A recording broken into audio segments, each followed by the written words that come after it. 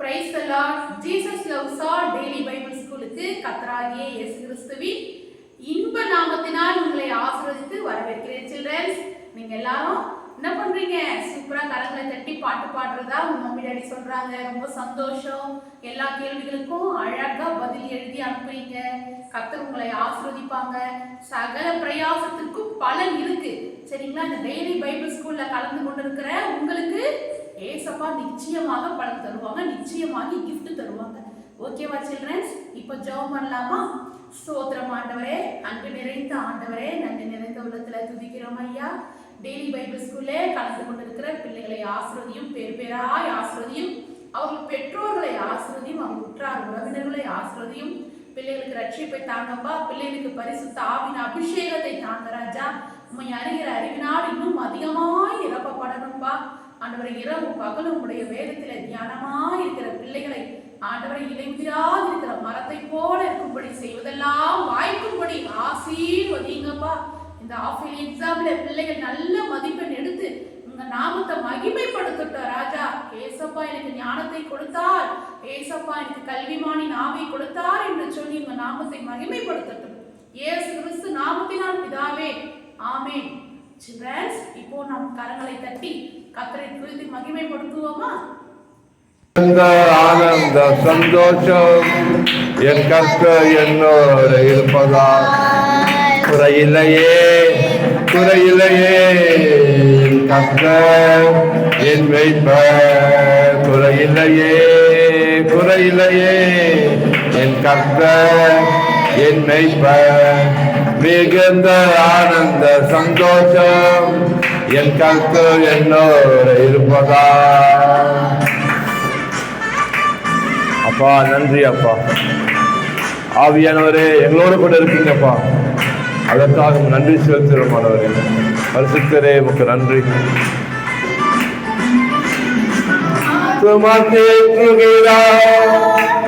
புதுபலம் தருகின்றார், ஆத்துமா தேற்றுகிறார், புதுபலம் தருகின்றார். அவன் நாமத்தின் நிமித்தம் நீதியின் பாதையில் நித்தமும் நடத்துகிறார். அவன் நாமத்தின் நிமித்தம் நீதியின் பாதையில் நித்தமும் நடத்துகிறார். குறையில்லையே, குறையில்லையே. என் கர்த்தர் என் மேய்ப்பர், குறையில்லையே, எனக்கு குறையில்லையே. என் கர்த்தர் என் மேய்ப்பர், மிகுந்த ஆனந்த சந்தோஷம் என் கர்த்தர் என்னோடு இருப்பதால். ஆனந்த சந்தோஷம் என் கர்த்தர் என்னோடு இருப்பதால். அப்பா ஆவியானவரே எங்க கூட இருக்கீங்கப்பா. உலகத்து முடிவு பரியந்தமும் சகல நாட்களில் உங்களோட இருக்க சொன்னீங்களாண்டவரே, உங்களுக்கு கோடி கோடி நன்றி அப்பா. ஸ்தோத்திரம் இயேசுவே, துதிக்கிறோம் ஆண்டவரே, நல்லவர்.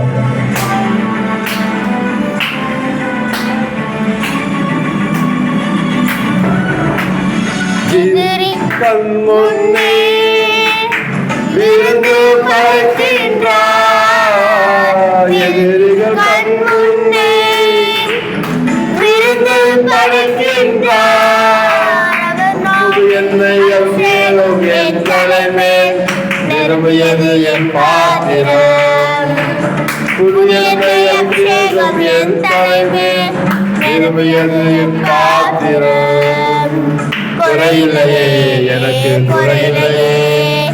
என் கர்த்தர் என் மேய்ப்பர், குறையில்லையே, எனக்கு குறையில்லையே.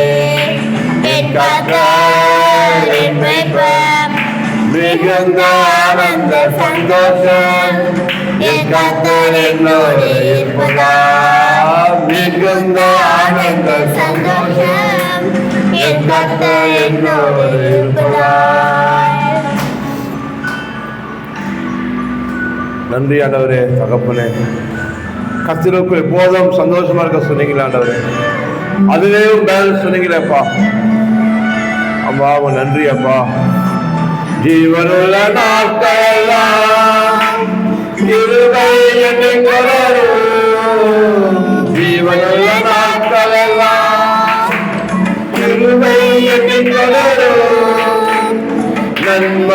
தயவும் நாளெல்லாம் தொடரும் உயிருள்ள நாட்களெல்லாம். அவர் நன்மையும் தயவும் நாளெல்லாம் தொடரும் உயிருள்ள நாட்களெல்லாம். குறையில்லையே எனக்கு குறையில்லையே கர்த்தர் என் மேய்ப்பர்.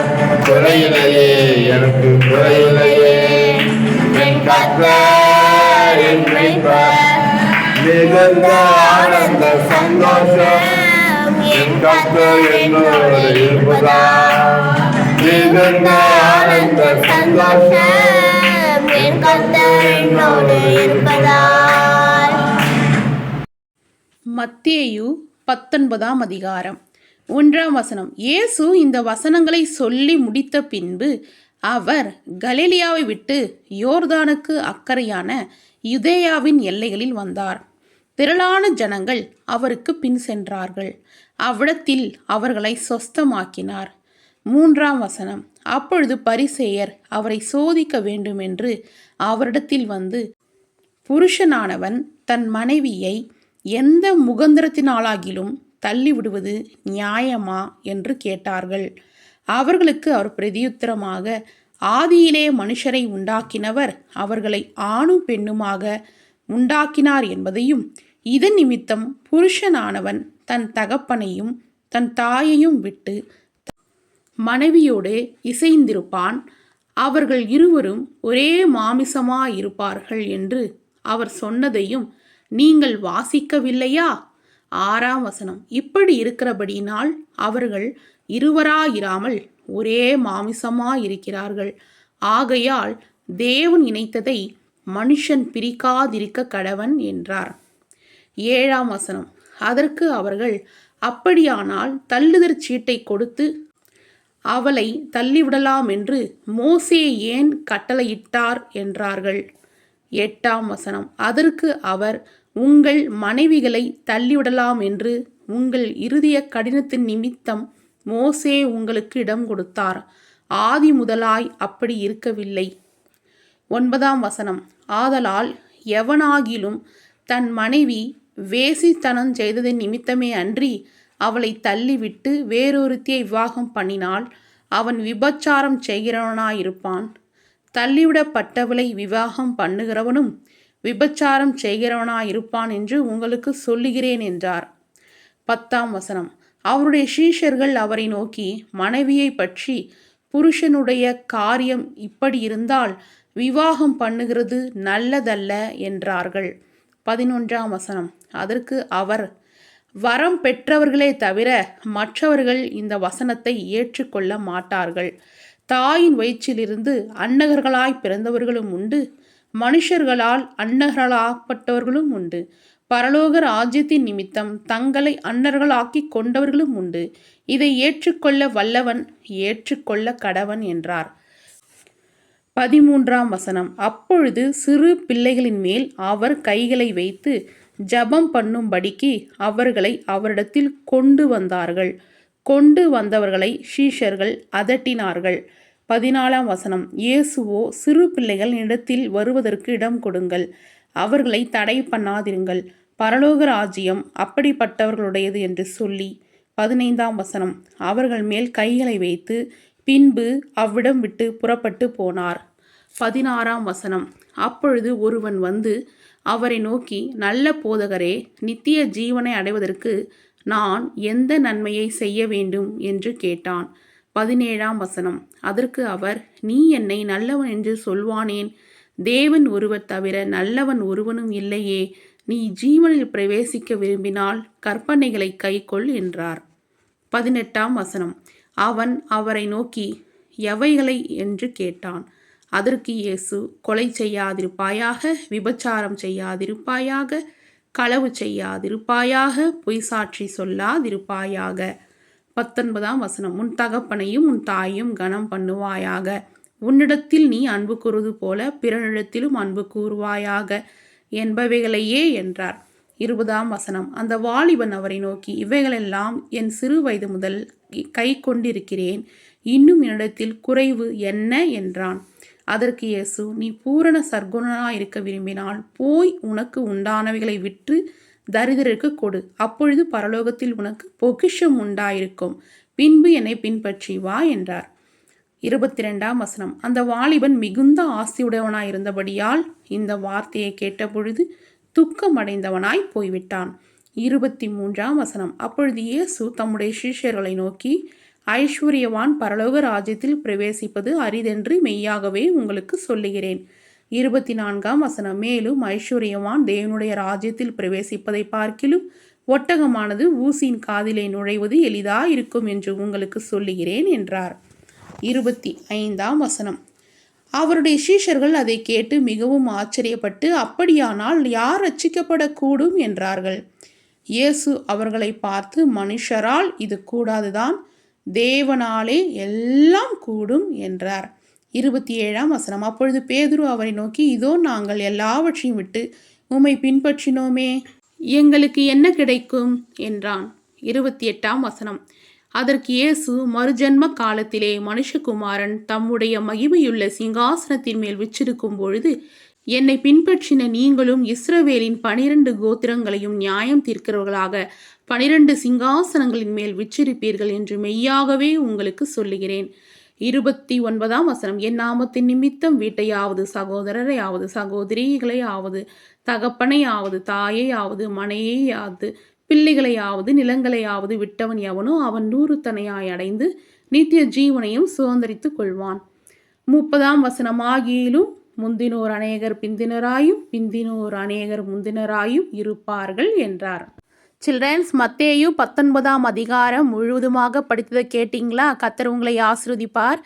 19ஆம் அதிகாரம் 14ஆம் வசனத்தில் இப்படியாக எழுதியிருக்கிறது, இயேசுவோ, சிறு பிள்ளைகள் இடத்தில் வருவதற்கு இடம் கொடுங்கள், அவர்களை தடை பண்ணாதிருங்கள், பரலோக ராஜ்யம் அப்படிப்பட்டவர்களுடையது அப்படின்னு சொல்கிறாரு. ஏசப்பாவை பார்க்குறதுக்காக சிறு பிள்ளைகள் எல்லாரும் என்ன பண்ணுறாங்க, அவங்கவுங்க பேரண்ட்ஸ் கூட வந்திருக்காங்க போல்.